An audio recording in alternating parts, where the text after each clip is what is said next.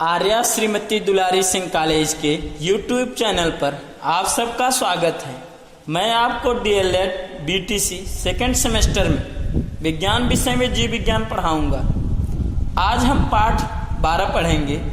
पाठ का जो शीर्षक है या पाठ्यक्रम है पर्यावरण प्रदूषण है। तो इस पाठ में हम आपको पिछले वीडियो में जो है भूकंप, बाढ़, सूखा और बादल का फटना के बारे में बताए थे। आज हम आपको चक्रवाती तूफान एवं समुद्री लहरें या सुनामी के बारे में पढ़ाएंगे। आप सभी को इस लेक्चर में पढ़ाए गए पाठ का नोट्स तैयार करना है। तो चलिए शुरू करते हैं। आज का टॉपिक है चक्रवाती तूफान। तो चक्रवर्ती तूफान या चक्रवाती तूफान है क्या? तो यानी चक्कर करने वाला जो है तूफान, तो यह होता क्या है कि जल के भंवर, जिसे जल में क्या होता है भंवर उठता है, उसी के भांति अस्थिर, चूंकि स्थिर नहीं होता यानी यह आने के बाद पुनः क्या होता है समाप्त हो जाता है। तो अस्थिर और परिवर्तनशील हवाओं के वायुमंडलीय भंवर यानी क्या होते हैं कि हवा के ही भंवर होते हैं जो कि परिवर्तनशील होते हैं और यह अस्थिर होते हैं और जिनके केंद्र में निम्न वायुदाब, केंद्र के अंदर क्या होता है निम्न वायुदाब होता है और केंद्र के बाहर क्या होता है उच्च वायुदाब होता है, चक्रवात कहते हैं। तो यानी जैसे जल में भंवर उठता है उसी के समान चक्रवाती तूफान भी क्या होते हैं अस्थिर होते हैं लेकिन परिवर्तनशील होते हैं और यह परिवर्तनशील हवाओं के वायुमंडलीय भंवर होते हैं। इनके केंद्र में जो वायुदाब होता है वह कम होता है और केंद्र के बाहर जो होते हैं वायुदाब अधिक होता है। इसी को चक्रवर्ती तूफान या चक्रवाती तूफान या चक्रवात कहते हैं। अब चक्रवात दो प्रकार के होते हैं, एक होता है उष्णकटिबंधीय चक्रवात और एक होता है शीतोष्णकटिबंधीय चक्रवात। अब बात करते हैं उष्णकटिबंधीय चक्रवात की। तो उष्णकटिबंधीय चक्रवात है क्या? तो जो यह चक्रवात होते हैं यह भूमध्य रेखा से दोनों ओर, जो भूमध्य रेखा होती है उसकी दोनों ओर कर्क और मकर रेखाओं के बीच उत्पन्न होते हैं। यानी उष्णकटिबंधीय जो चक्रवात होते हैं यह भूमध्य रेखा से दोनों ओर और कर्क और मकर रेखाओं के बीच उत्पन्न होते हैं। तो इसमें वाताग्र सिद्धांत के अनुसार होता क्या है कि दो विपरीत तापक्रम वाली जो उष्णकटिबंधीय चक्रवात होता है, इसमें होता क्या है कि दो विपरीत तापक्रम वाली वायु राशियां जो होती हैं भूमध्य रेखीय भागों में अभिसरण करके इनको जन्म देती हैं। तो आपको बताएं कि भूमध्य रेखा से दोनों ओर होता है तो कर्क और मकर रेखाओं के बीच उत्पन्न होते हैं। तो वाताग्र सिद्धांत बताया रहा है कि वाताग्र सिद्धांत के अनुसार कि जिससे दो विपरीत तापक्रम वाली ताप वाली जो होती हैं वायु राशियां, यानी कहने में इसमें उच्च दाब भी होता है निम्न दाब भी होता है, तो यह भूमध्य रेखीय भागों में क्या होती है अभिसरण करती है, यानी आकर के इसमें एकत्रित होकर के और इनको जो होती हैं जन्म देती हैं, यानी उष्णकटिबंधीय चक्रवात को जन्म देती हैं। अब इनकी प्रमुख विशेषताएं होती क्या हैं? तो उष्णकटिबंधीय चक्रवात की जो प्रमुख विशेषताएं होती हैं निम्नलिखित होती हैं। इनके केंद्र में तो न्यून दाब होता है, आपको पहले ही बता दी चक्रवाती तूफान में केंद्र में क्या होता है न्यून दाब होता है। तो ऐसे ही क्या होता है इसमें उष्णकटिबंधीय चक्रवात में केंद्र में तो न्यून दाब होता है। तो इनकी समदाब रेखाओं का स्वरूप जो होते हैं गोलाकार होता है, यानी कहने में ये जो चक्रवात होती है जहां पर समान दाब होता है वहां इनकी रचना कैसी बन जाती है गोलाकार, यानी इनकी समदाब रेखाओं का स्वरूप जो होते हैं गोलाकार होता है और इनमें केवल एक वाताग्र का ही योग होता है। तो वाताग्र का सिर्फ एक ही इसमें क्या होते हैं योग होता है और तापमान में भिन्नता इसमें नहीं पाई जाती। लेकिन इसके पहले हमने आप बताया कि वाताग्र सिद्धांत के अनुसार क्या होता है दो विपरीत तापक्रम वाली वायु राशियां भूमध्य रेखा भागों में अपसरण करके इनको जन्म देती है। अधिकांशतः होता क्या है कि इसमें केवल एक वाताग्र का ही योग रहता है, तापमान में भिन्नता नहीं पाई जाती। हरिकेन और टाइफून जैसी जो तेज तूफान होती है इसी कारण तेजी लाते हैं। तो एक हरिकेन और टाइफून जो होते हैं वो तूफान होती हैं, तो तीक्ष्ण तूफान होती हैं, तो वह तीक्ष्ण तूफान जो होते हैं इसी कारण तेजी लाती हैं, यानी उष्णकटिबंधीय चक्रवात के कारण। और इनके आकारों में काफी भिन्नता होती है। इनका व्यास 80 से 300 किलोमीटर तक हो सकता है, यानी उष्णकटिबंधीय चक्रवात का जो व्यास होता है 80 से 300 किलोमीटर तक हो सकता है। तो इन चक्रवातों की चाल में काफी अंतर होता है। सागरों में इनकी चाल काफी तेज और स्थलों पर बहुत ही कम होती है। धरातल के बीच पहुंचते पहुंचते बिल्कुल क्या होती है, विलीन हो जाती है, यानी समाप्त हो जाती है। यह चक्रवात अस्थायी होते हैं, यानी एक स्थान पर कई दिन तक जो होते हैं वर्षा करते हैं। तो यह चक्रवात काफी विनाशकारी होते हैं। तो ज्यादातर तो आपको अगर आप केयर करिएगा तो कि सागरों में इनकी चाल जो होती है काफी तेज होती है। तो सागरों में क्या होती है, तेजी के साथ चक्रवात उत्पन्न करके क्या करते हैं, वर्षा करते हैं। तो चक्रवात अस्थायी होते हैं और एक ही स्थान पर कई दिन तक वर्षा करते हैं और काफी विनाशकारी होते हैं। अब बात करते हैं वहां, अब तो हमने पहला बता दिया उष्णकटिबंधीय चक्रवात, यानी जो कि गर्म स्थानों पर पाया गया। अब शीतोष्ण, यानी थोड़ा ठंडा और जो आर्द्र भाग रहे वहां पर शीतोष्ण कटिबंधीय चक्रवात की बात करते हैं। तो इनका निर्माण दो विपरीत स्वभाव वाली ठंडी तथा उष्ण अर्ध यानी थोड़ा सा गर्म हवाओं के मिलने के कारण होता है। वहां पर तो हमने आप बताया कि जो है दो विपरीत तापक्रम वाली थी, यानी चूंकि गर्म चक्रवाती तूफान थी। अब यहां पर क्या होता है कि ठंडी भी रहेगी और गर्म भी कुछ रहेगी, तो हवाओं के मिलने के कारण तो इसका निर्माण दो विपरीत स्वभाव वाली ठंडी भी रह रही है और क्या होती है, उष्णार्ध भी, यानी थोड़ा सा गर्म भी रहती है, हवाओं के मिलने के कारण होता है। इनका क्षेत्र 35 डिग्री से 65 डिग्री अक्षांशों के बीच दोनों गोलों में पाया जाता है। तो जहां पछुआ हवाओं के प्रभाव में पश्चिम से पूर्व दिशा में चलते रहते हैं, तो इनका जो क्षेत्र होता है तो 35 से 65 डिग्री अक्षांशों के बीच दोनों गोलों में पाया जाता है। और कहां पर पाया, जहां पछुआ हवाओं के प्रभाव में पश्चिम से पूर्व दिशा में चलते रहते हैं।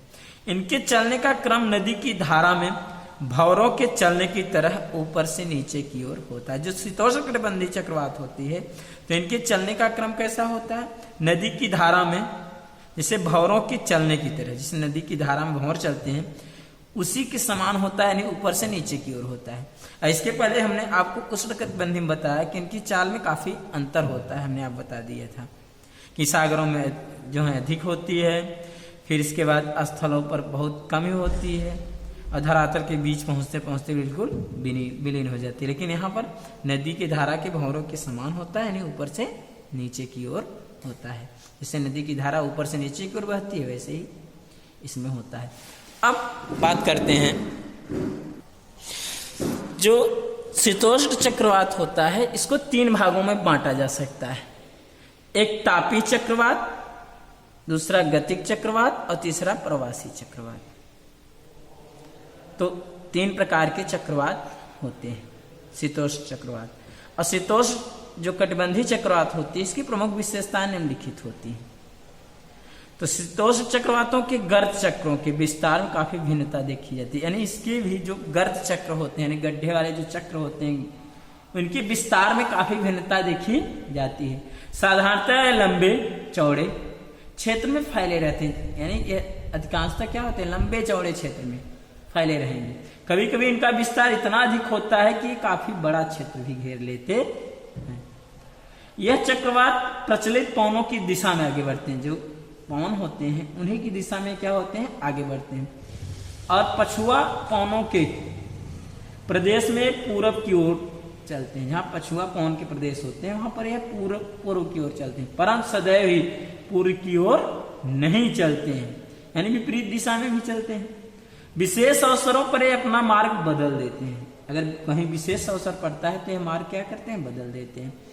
उत्तरी गोलार्ध में घड़ी की सुइयों के विपरीत तथा दक्षिणी गोलार्ध में घड़ी की सुइयों के अनुकूल चलते, यानी उत्तरी गोलार्ध में क्या होते हैं, जैसे घड़ी की सुइयों क्या होते हैं, विपरीत गति करते हैं, और दक्षिणी गोलार्ध में क्या करते हैं, घड़ी सुइयों के समान यानी अनुकूल गति करते हैं। अब चक्रवात से उत्पन्न क्षति रोकने के उपाय, जो चक्रवात से क्षति होती है इसके रोकने के क्या उपाय होते हैं, तो चक्रवात से उत्पन्न क्षति को रोकने के लिए निम्न उपाय करते हैं। तो कौन कौन से उपाय हैं? पहला, स्थान का चयन। स्थान के चयन मतलब कि जो जहाँ पर निर्माण करना है भवन का, उस स्थान का चयन की बात है। तो इसमें क्या होना चाहिए कि जिससे मान लीजिए कि व्यक्ति है तो उसके जो भवन के निर्माण में पहले उसका स्थान जो है चुनाव करना चाहिए। तो ऐसा चुनाव करना चाहिए कि जिसके सहारे या पृष्ठभाग पर पहाड़ी या ऊंचा टीला बना हो, तो इस प्रकार का स्थान चयन करना चाहिए। तो इसी प्रकार से घनी जो बस्ती वाला क्षेत्र भी होता है वह भी लाभदायक होता है। जब जैसे मान लीजिए घनी वनस्पति वाला क्षेत्र है तो वनस्पति के कारण जो होते हैं पेड़ पौधे क्या करते हैं, जो है वायु के वेग को रोक लेते हैं।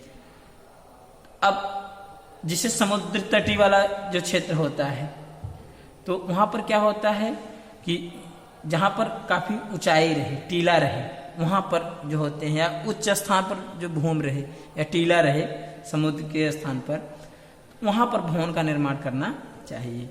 दूसरी बात, कुर्सी तल और निर्माण की दिशा। तो अब कुर्सी चक्रवात से उत्पन्न क्षति को रोकने के लिए दूसरी बात करते हैं क्या, कुर्सी तल कैसी होनी चाहिए और निर्माण की दिशा कैसी होनी चाहिए। तो इसके लिए क्या करना चाहिए कि जो चक्रवात रोधी भवन यानी निर्माण करने के लिए क्या करना चाहिए कि गोलाकार या बहुभुज आकार जो होते हैं वह अच्छा होता है। जो भवन होता है गोलाकार या बहुभुज आकार का अच्छा होता है। तो यदि हवा की दिशा का पता हो तो हवा की दिशा में भवन के सामने का हिस्सा भी बनाया जा सकता है।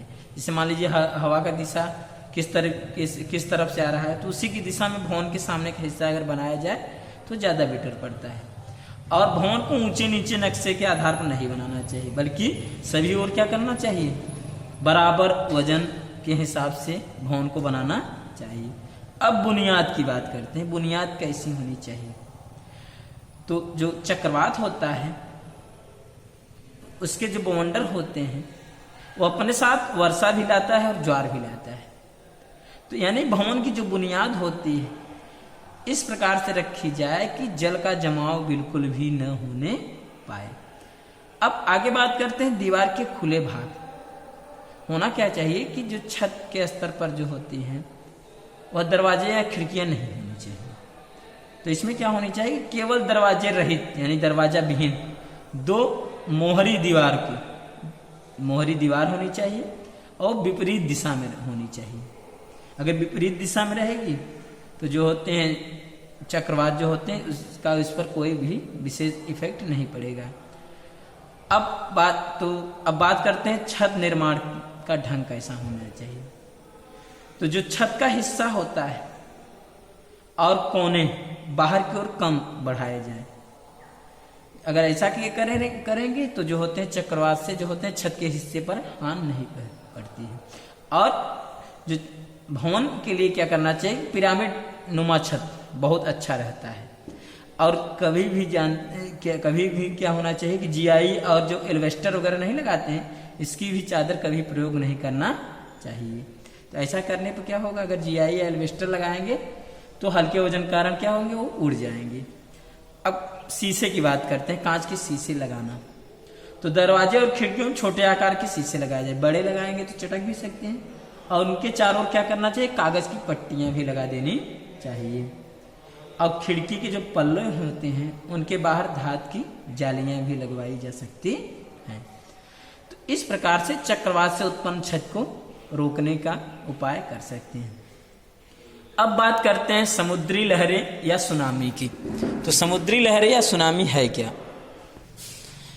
बात करते हैं समुद्री लहरें या सुनामी की। समुद्री लहरें हैं क्या या सुनामी है क्या? तो सुनामी शब्द जो है वह जापानी भाषा का है, जिसका अर्थ सो मीन्स होता है बंदरगाह तथा नामी मीन्स होता है लहर। अतः यह बंदरगाह की लहर भी कहलाती है, जिसका अर्थ होता है लहरों का क्रिस्टल होना।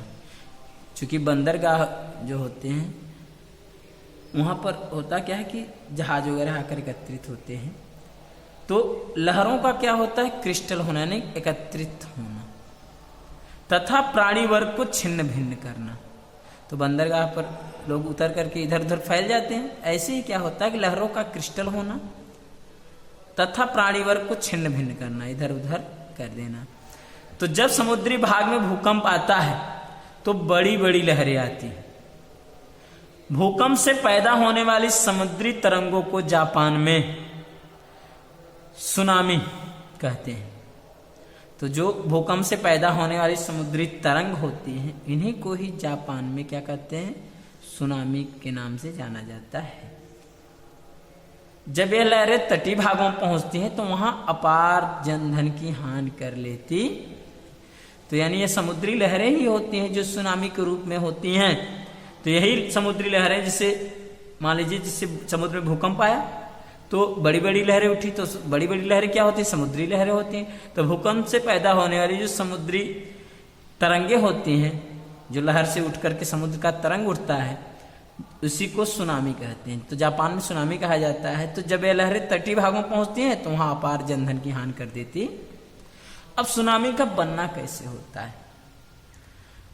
तो सुनामी समुद्र तल में आए भूकंप और ज्वालामुखी विस्फोट के कारण बनती है। जैसे मान लीजिए समुद्र तल में क्या होता है, भूकंप आया या मान लीजिए ज्वालामुखी विस्फोट हुआ, तो उसके कारण ही सुनामी बनती है। तो भूकंप और ज्वालामुखी की तीव्रता जो होती है सागरी लहरों की तीव्रता को निर्धारित करती है। जितना अधिक भूकंप रहेगा या जितना अधिक ज्वालामुखी रहेगी, उतना ही सागर की लहरें तीव्र होंगी। कम रहेंगी तो कम तीव्र होंगी। तो भूकंप सीमा पर प्लेट टकराने से भी उत्पन्न हो सकती है। जैसे भूकंप जो होते हैं सीमा पर प्लेट टकराने से भी उत्पन्न हो सकती है। तो जो प्लेट होती है जिस पर कि पृथ्वी आपकी टिकी हुई है, तो उसके टकराने पर भी क्या होता है कि भूकंप आता है। दूसरा कारण पृथ्वी के संतुलन में बाधा उत्पन्न होने से। तो इससे मान लीजिए दूसरा बता रहे हैं कि पृथ्वी के संतुलन में जब बाधा उत्पन्न होती है तो इससे भी पर्वत जो होते हैं निर्माणकारी प्लेट, बाधा उत्पन्न होने से पर्वत निर्माणकारी प्लेट मजबूत होती है और सुनामी का कारण बनती है। तो अगर संतुलन में उत्पन्न हुई तो जो पर्वत निर्माणकारी प्लेट है, जो पर्वत का निर्माण करने वाली प्लेट होती है, वो मजबूत होती है। और जब उसमें जो होते हैं मोशन होती है तो भी सुनामी आती है। तीसरा कारण यह है कि ज्वार सागरी जल को बार बार तीसरा कारण ज्वार जो होते हैं सागरी जल को बार बार ऊंचा नीचा गिराते हैं। इससे क्या होता है, प्लेट पर दबाव पड़ता है और प्लेट की चट्टानों में क्या होता है, भ्रंश अथवा दरार पड़ती है। यानी बार बार जब ऊपर और नीचे होंगे सागरी जल तो प्लेट पर दबाव पड़ता है, जो नीचे तल की प्लेट होते हैं उस पर दबाव पड़ता है। तो प्लेट की चट्टानों में भ्रंश अथवा दरार पड़ती है, तो जिससे ज्वालामुखी विस्फोट होते हैं और सुनामी उत्पन्न होती। तो यह होता है सुनामी बनने का कारण। अब बात करते हैं सुनामी की विशेषताएं। सुनामी की क्या विशेषताएं होती हैं? तो सुनामी की ऊंचाई 10 से 30 मीटर तक होती है। तो 10 से 30 मीटर जो होती है सुनामी की ऊंचाई होती है। और सुनामी से तट के निम्न भाग जो होते हैं असुरक्षित होते हैं। जो नीचे के भाग होते हैं यानी जो आसपास के भाग रहते हैं वो असुरक्षित रहते हैं, जो तट के किनारे के भाग रहते हैं। तो लहरों की श्रृंखला उठती है। इसमें लहरें काफी, एक लहर के बाद दूसरी लहर, दूसरी के बाद तीसरी लहर, ऐसे सुनामी में उठती रहती है। तो ये लहरें कभी कभी 700 किलोमीटर प्रति घंटे से भी चलती हैं। तट के समीप समुद्र जल की लहरें सिकुड़ती हैं। जो तट के समीप समुद्र की जल की लहरें होती हैं वो सिकुड़ती हैं और मंद पड़ जाती हैं। शक्तिशाली लहरें अपने साथ सब बहा ले जाती हैं। तो जो शक्तिशाली लहरें होती हैं सुनामी की, वो अपने साथ जो भी मिलेगा उसको सबको बहा ले जाएंगी। यानी जन धन सबको बहा ले जाएंगे। सुनामी कभी भी दिन या रात में उत्पन्न हो सकती है, नहीं कि सुनामी दिन में ही हो या रात में ही हो, या कभी भी दिन या रात में उत्पन्न हो सकती।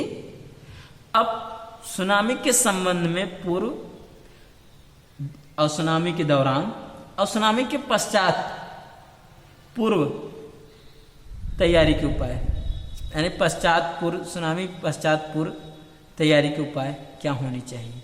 तो इसमें हम आपको बताएंगे सुनामी के संबंध में पहले क्या उपाय किया जाना चाहिए, सुनामी हुआ तो उस दौरान क्या उपाय करना चाहिए, और सुनामी के पश्चात क्या उपाय करना चाहिए। तो पहले हम आपको बात करते हैं सुनामी के संबंध में पूर्व उपाय। तो सुनामी से असुरक्षित भवन का पता लगाना होना क्या चाहिए कि सबसे पहले जो भी असुरक्षित भवन हैं उनका पता लगाया जाए। दूसरी बात, तट से उनकी दूरी ज्ञात किया जाए कि कितनी दूरी पर वह असुरक्षित भवन है। तीसरी बात, दुष्प्रभाव को कम करने के उपाय ढूंढना चाहिए। तो जैसे क्या करना चाहिए कि उस असुरक्षित भवन को खाली कराया जाए और सुरक्षा स्थान आ जाने और उनको खाली करा करके जो भी लोग हैं उनको सुरक्षित स्थान में पहुंचाया जाए। छद्म अभ्यास करना, यानी थोड़ी बहुत उनको क्या करना चाहिए, अभ्यास कराना चाहिए कि कैसे जो है लहरों से बचाया जा सकता है। और आपदा आपूर्ति करना, यानी जो भी आपदा हो रही है उनके लिए आपूर्ति करने के लिए तैयारी करना चाहिए। संकटकालीन संचार सुविधा बनाना, और जो है अगर मान लीजिए संकट उत्पन्न होने वाला है तो उसके लिए ऐसी व्यवस्था करनी चाहिए, कुछ सुविधाएं जो है व्यवस्थित करनी चाहिए कि उनको संकट में जो भी प्रॉब्लम हो तो उसको जो है दूर किया जा सके। ऐसी संचार व्यवस्था होनी चाहिए। अब सुनामी के दौरान क्या करना चाहिए, जैसे मान लीजिए सुनामी आया तो उस समय क्या करना चाहिए कि सभी परिवार के सदस्यों और स्थानीय लोगों को सुनामी की चेतावनी देनी चाहिए और स्थान को तुरंत खाली कर देना चाहिए। जैसे सुनामी के समय क्या होना चाहिए, सभी परिवार के सदस्यों को और स्थानीय लोगों को सुनामी की चेतावनी दे देनी चाहिए कि भैया सुनामी आ रहा है और उस स्थान तुरंत खाली कर देना चाहिए। दूसरी बात, स्थान खाली करते समय जो आपदा आपूर्ति किट होती है उसको जरूर रखना चाहिए, यानी उसको आपदा आपूर्ति किट को रखना नहीं भूलना चाहिए। और सुनामी के पश्चात क्या करना चाहिए, तो संकटकालीन नवीन सूचना का ध्यान रखना चाहिए। जो सुनामी के पश्चात जो है सुनामी के संबंध में सुनामी के पश्चात क्या करना चाहिए, जो संकटकालीन नई सूचना है उनके बारे में ध्यान रखना चाहिए, कुछ सूचना आ रही है कि नहीं। चोट आए तो प्राथमिक चिकित्सा करनी चाहिए, यानी जैसे मान लीजिए लहरें उठी हैं, चोट वगैरह लग गई हैं, उसके लिए क्या करना चाहिए, प्राथमिक चिकित्सा करनी चाहिए। और संबंधित अधिकारियों को भी इसके बारे में सूचित करना चाहिए। और आपदा के पश्चात धैर्य बनाए रखना चाहिए। तो यह सब बातें जो होती है सुनामी के पश्चात करनी चाहिए। तो आज हम आपको जो है चक्रवाती तूफान और समुद्री लहरें या सुनामी के बारे में बताए। आशा करते हैं आपको आज का वीडियो जो है पसंद आया होगा और आप इसको अच्छे से तैयार भी कर लेंगे। तो अगले वीडियो में हम आपको नाभिकीय विस्फोट और जनसंख्या विस्फोट तथा ज्वालामुखी के बारे में बताएंगे। तब तक के लिए धन्यवाद।